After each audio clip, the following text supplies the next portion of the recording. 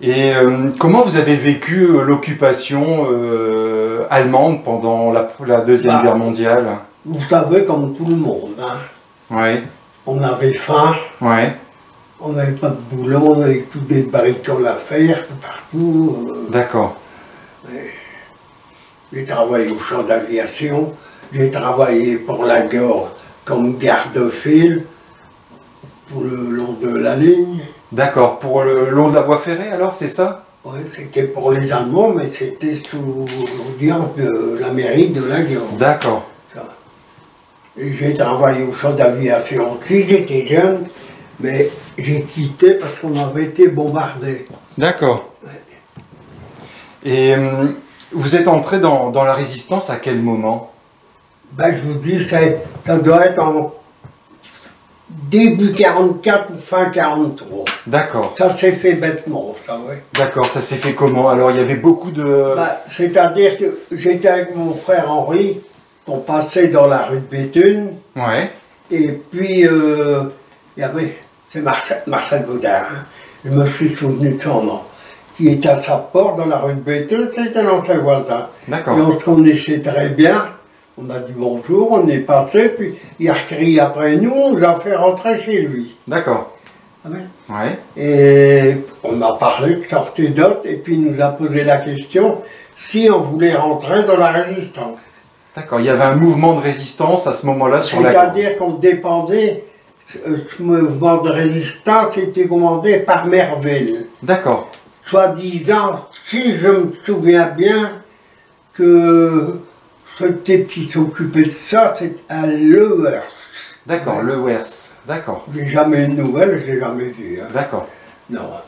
Et vous étiez combien à peu près de... Vous étiez une bande de copains qui étaient résistants Ordinairement, alors? on était à des... Mais je vous dis, on ne s'est jamais vu, D'accord, on ne s'est jamais rencontrés, ouais, et entre nous, on ne s'est jamais parlé de résistance. d'accord, Jamais. d'accord, J'avais un voisin d'ailleurs, que j'ai découvert à la Libération, oui, qui était dans mon groupe, et c'était mon voisin. d'accord. Tout était cloisonné, c'était fort cloisonné à ce c'est moment-là. rien. Ouais.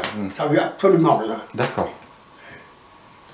Et vous aviez des missions justement pour la résistance? Bah, pas beaucoup, vous savez, nous, notre mission, je vous dis, c'est quand on était comme garde-fil, c'est nous, j'étais avec un vieux, c'était Marcel Cornet, Ouais, le beau-père d'Angèle, justement, d'accord, et on prenait une nuit. On avait de la gare de la Gorge à la gare de la Ventile. oui, Puis on se promenait tout le long de la ligne, et d'accord, on était payé par la mairie. d'accord, Et on avait un nouvelle, de quoi pour circuler la nuit. d'accord. Hmm. C'est tout des marchands, mais Et comment ça s'est passé la libération de la Gorge en septembre? ah, la libération de la Gorge, c'est ça que je me rappelle le plus. C'était le 3 septembre, mon frère y est arrivé tout courant chez moi. Oui, Il n'était pas encore marié, Henri. Et il dit, mon il disait un peu, il dit, on embarque notre bardeur et on a rendez-vous à la ferme Brevert, à la rue, dans la campagne de la Gorge alors? Boudevelle qu'elle appelait. D'accord. Ouais, c'était Édouard Brevard. Mhm. Et on avait rendez-vous là. Donc, on avait notre cache d'armes dans un water, on avait fait un faux plafond. J'avais mon fusil et 7 chargeurs de balles, ça je m'en souviendrai toujours. On avait une caisse de munitions anglaises aussi, Ouais. et un fusil mitrailleur. D'accord. On a pris notre bardin et on est parti à cette ferme l'après-midi. À travers champs aussi, c'était des prairies, tout Oui. ça, jusqu'à la ferme. Et de là, on a attendu et on a passé une partie de l'après-midi là. Certainement que Édouard y était au courant parce qu'il n'a pas été surpris de nous voir. Oui. Et au soir, quand il a rabruni, on était sortis, on s'était mis de chaque côté en embuscade. On avait eu l'ordre de se mettre là et de ne pas bouger. Au niveau de la ferme alors, pratiquement?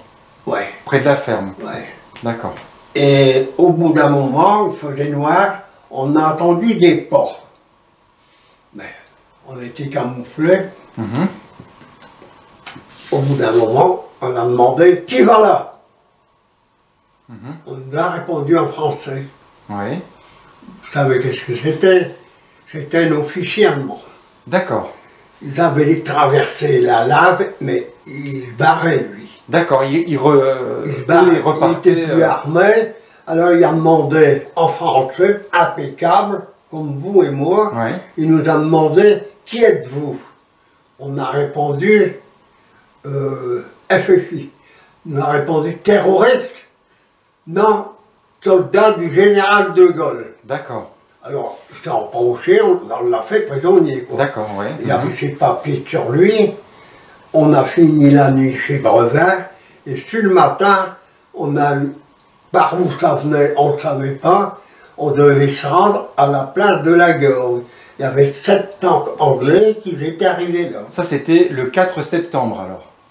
Le 3 septembre. Le 3 septembre, au soir, d'accord. Au soir. Ok. Et le 4 septembre, au soir, il y avait les tanks, 7 tanks anglais qui étaient sur la place. D'accord. On est arrivé là avec le prisonnier, tout de suite ils l'ont pris, ils ont pris tous ses papiers, ils l'ont interrogé, et ils avaient une liste qui regardait le nom des officiers. D'accord. Et quand ils ont fini, ils l'ont fait monter sur un tank. Il était assis tout près de la tourelle, quoi, ça. Ouais, d'accord. Après, c'était fini. Et là, au bout d'un moment, il y a une estafette qui est arrivée anglais, et ils ont parlé en anglais ensemble, et ils ont demandé des volontaires pour aller voir au fond de la liste, parce qu'ils avaient signalé qu'il y avait des canons anti-chars à la ferme sur le côté. D'accord. Hein, du côté, pour bien m'expliquer, du côté gauche et du côté droit. C'est là que les Allemands, ils étaient, il y avait un petit fossé, une haie, et il y avait des soldats allemands, ils étaient là. Ils étaient retranchés. Auguste qui a été tué et moi blessé. D'accord. Ils étaient retranchés côté éther. Voilà. C'était des soldats. C'était des de soldats. l'autre côté, il n'y avait rien. Il n'y avait pas de canon, mais il y avait encore de grands carrés de ballons de pâle qu'ils avaient fait. D'accord. Comment dire que ce soit pas. Non, moi, j'avais une paire de lunettes et j'étais arrivé en dessous du petit pont là qui a été démoli. Oui. Hein?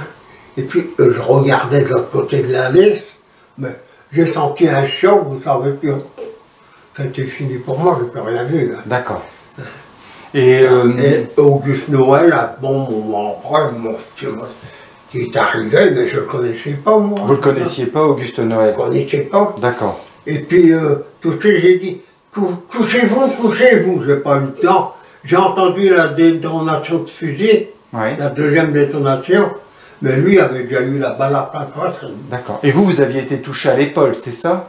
Ici, oui. D'un moment, dans la soirée, j'étais blessé au matin à 9h. Hein, c'était au matin à 9h que ça s'est déroulé. Et jusqu'au soir, j'ai resté là, le dos, j'étais dans la boue. D'accord. J'étais dans la boue, sur le bord de l'eau, de la rivière, de la lave. Hein. D'accord. Hein. Et je me suis sorti de là, et j'ai arrêté comme c'était une maison que je connaissais bien. De là, j'ai reparti chez Henryville, à côté de la mairie, là, c'est un bistrot. Oui. Et ils m'ont allongé sur le billard, et c'est le docteur Van Koskenov, le père, grand-père, qui est venu me soigner. D'accord. Et après, les Anglais, quand ils sont arrivés, une quinzaine de jours après, ils n'arrivaient pas à guérir, parce qu'il n'y avait pas de pénicilline en France. Oui. Et ils m'ont pris en main, les Anglais. D'accord. Et vous avez été soigné après par les Anglais? J'ai été soigné pendant 8 jours par eux. D'accord. Moi, c'est tout ce que je peux raconter, vous savez. Après, c'est flou, moi. Et après la libération, vous avez repris le cours normal de la vie, ou comment ça s'est passé après la libération pour vous? Pour moi, bah, comme d'habitude. Hein. D'accord. Vous avez repris le travail? Enfin, un moment après. Hein. D'accord. Moi, on a reparti à la figurerie. M. Grudval est même venu me voir à la maison quand il a su que j'avais été blessé. Oui. Et j'ai reparti travailler. Mais j'avais fait une demande pour avoir une carte de combattant autre que celle-là. D'accord. Et c'est de là que j'ai été convoqué à Lille pour passer un conseil de réforme et ils m'ont envoyé ça. D'accord. Bon, quoi, bon. Votre livret individuel. D'accord. Et dedans, tout est indiqué. D'accord.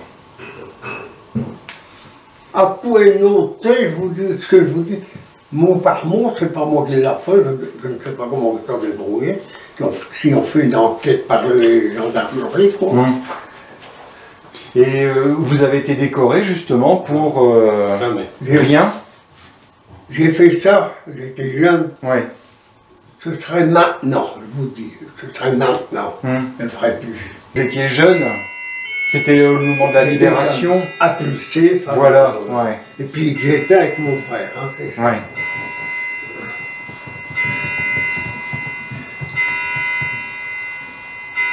Ouais.